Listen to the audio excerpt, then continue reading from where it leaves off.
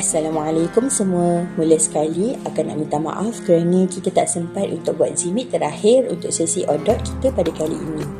Jadi agak harap moga video ini serba sedikit dapat membantu kita semua untuk memahami satu ayat daripada juzuk 28. Rasa-rasa boleh teka tak tajuk tadabbur kita pada kali ini? InsyaAllah kali ini akan nak bawakan tadabbur tentang takwa. Jadi semua orang boleh buka surah Al-Hajj ayat 18 muka surat 548. أعوذ بالله من الشيطان الرجيم يا أيها الذين آمنوا اتقوا الله ولتنظر نفس ما قدمت لغد واتقوا الله إن الله خبير بما تعملون. Sadaqallahul Azim. Baiklah, akak sekarang nak bagi masa kepada kita semua untuk baca maksud dan cuba faham apa yang nak disampaikan melalui ayat ini.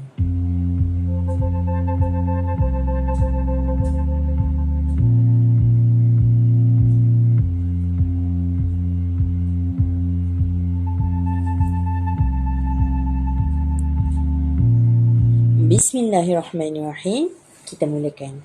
Dalam ayat ini, Allah menyeru kita, wahai orang-orang yang beriman, bertakwalah kepada Allah. Seruan ini khas untuk orang yang beriman. Maknanya, iman sahaja belum cukup. Tapi kita perlu naik kepada satu tahap lagi, iaitu bertakwa. Apabila telah beriman, maka perlulah bertakwa kepada Allah. Tapi persoalannya, apakah itu sebenarnya maksud takwa? Okey, so sukalah dekat sini akan nak ambil salah satulah maksud daripada sahabat Nabi kita, iaitu Ubay bin Ka'ab radhiyallahu anhu. Ubay berkata, takwa itu diibaratkan seperti seseorang yang berjalan di atas jalan yang penuh duri. Kalau kita berada di situ, bayangkan kan, kita dalam satu jalan yang sangat banyak duri. So, mestilah kita akan berjalan dengan sangat berhati-hati, menjaga setiap langkah supaya tidak terkena duri tersebut. Jadi, begitulah takwa. Kita sentiasa berhati-hati di dalam setiap tindakan, percakapan dan juga apa yang kita fikirkan. Dalam ayat ini juga, Allah ajar satu lagi ciri orang yang bertakwa, iaitu mereka sentiasa melihat apa yang telah mereka sediakan untuk hari esok, iaitu hari akhirat. Cuba bayangkan, kita sedang dalam satu perjalanan yang sangat jauh dan kita membawa bekal makanan serta minuman. Jadi, andai katalah kalau bekal itu bocor di bahagian bawah, maka sedikit demi sedikit ia akan berkurangan tanpa kita sedar.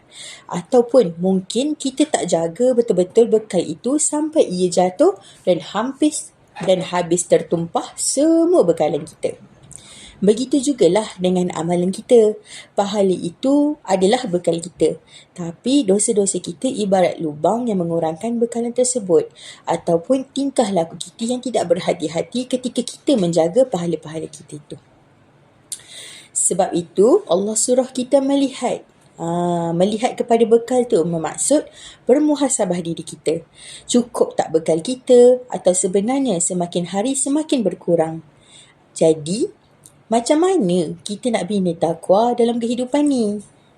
So, point dekat sini ialah kita kena kembali kepada tujuan hidup kita diciptakan. Seperti yang disebutkan dalam surah Al-Baqarah ayat 30 dan surah Az-Zariyat ayat 56. Allah mention di dalam Al-Quran bahawa manusia ni tujuan diciptakan adalah sebagai hamba Allah iaitu abid dan juga khalifah di atas muka bumi ini. Sebagai hamba Allah, kita perlulah jaga hubungan dengan Allah, perbaiki solat, jaga niat, ikhlaskan amal dan berhati-hati dalam setiap ibadah kita. Malah dalam ayat ini juga dimention bahawa lakukanlah setiap perkara yang diperintahkan oleh Allah dan tinggalkan segala apa yang dilarang olehnya. Manakala sebagai khalifah pula, kita perlulah jaga hubungan kita sesama manusia, sesama alam. Sebarkan kebaikan, elakkan keburukan, berhati-hati dalam menerima serta menyampaikan sesuatu perkara dan menjaga alam sekitar ini dengan baik. Dan sekarang, sukalah untuk akak sebutkan, kita berada di penghujung Ramadan. Satu persoalan untuk kita sama-sama renungkan. Sepanjang Ramadan ini, adakah ia benar-benar telah membina iman dan takwa kita kepada Allah? Atau kita hanya melalui Ramadan seperti bulan-bulan yang lain, iaitu tanpa perubahan yang bermakna? Adakah kita menjadi lebih berhati-hati dalam menjaga perbuatan, percakapan dan hati kita?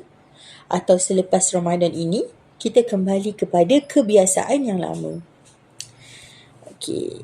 Ramadan adalah madrasah untuk membina iman dan takwa, kerana puasa bukan sekadar menahan lapar dan juga dahaga, tetapi kita juga perlu menahan diri daripada perkara yang membatalkan pahala kita, menjaga mata, lidah, hati dan perbuatan.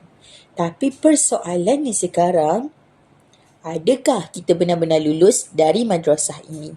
Moga Ramadan kali ini tidak berlalu begitu sahaja, tetapi menjadi titik perubahan untuk kita menjadi hamba yang lebih bertakwa dan lebih bersedia menyediakan bekal untuk hari esok.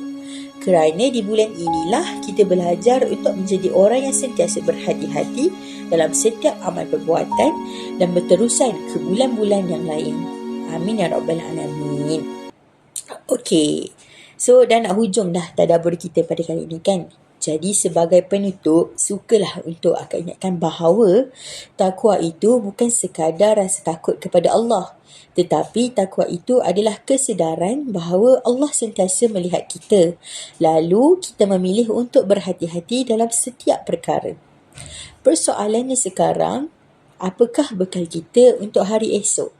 Adakah cukup atau masih banyak yang perlu kita perbaiki?